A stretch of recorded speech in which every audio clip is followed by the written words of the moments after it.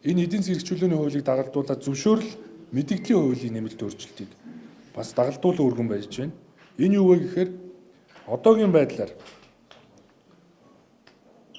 бүртгэл, гэрчилгээ, сертификат, магадлан итгэмжлэл гэдэг нэртэй зөвшөөрөл биш нэртэй зөвшөөрлүүд бизнес эрхлэхэд саад дотор болж байна.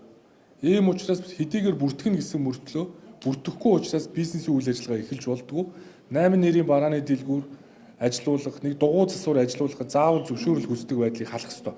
Гэтэл хуулиндаа бол зөвшөөрлийн хуулинд заасан жагсаалтанд байхгүй бол чөлөөдөр эхэлж болно гэх хуультай мөртлөө бүртгэнэ гэдэг.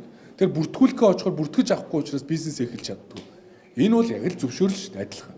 Тийм учраас зөвшөөрөл мэдэгдлийн хууль гэдэг ийм шинэ концепцээр оруулж байгаа.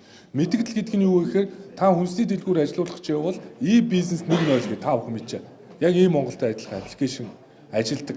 Эний хоёр нойлыг одоо олон нийт танилцуулахад бэлтгэж байна. Тэр 1.0 дээр байгаа шиг би хүнсний дэлгүүр ажилуулах гэж байна гэд хүсэлтэйг хоноод дарж илгээгээд шууд эхлэх. Энэ бол мэдэгдэл, notification илгээнэ гэж.